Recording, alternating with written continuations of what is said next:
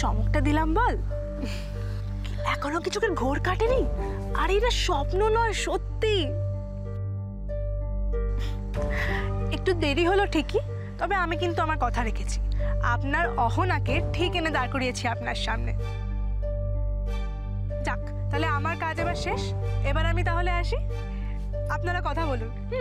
এই আসি রে।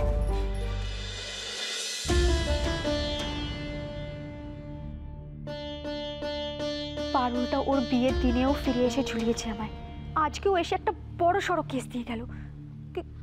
কি হবে এবার?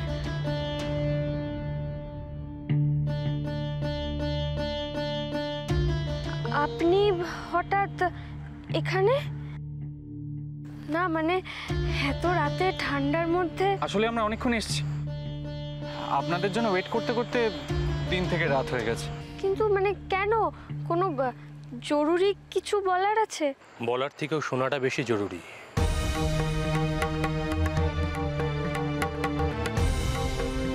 আমার কিছু প্রশ্ন আছে।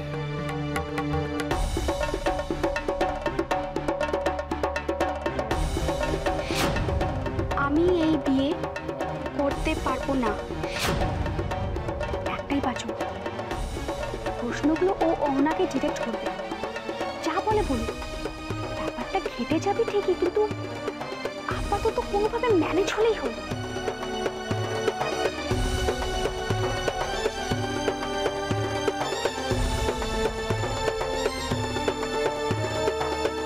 তার উত্তর তুমি দেবে।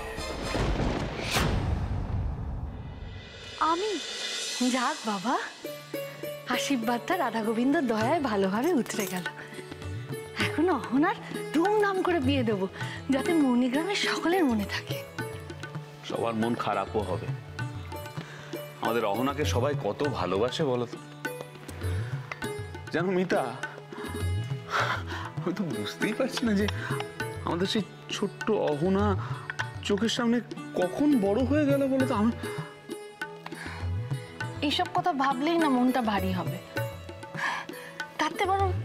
তার থেকে বরং ভাবো না, শুধু মৌনি কেন, আশেপাশের অঞ্চলের কোনো মেয়ে এত বড় বাড়িতে বিয়ে হয়েছে বলো? সামনে আমাদের অনেক বড় কাজ গো।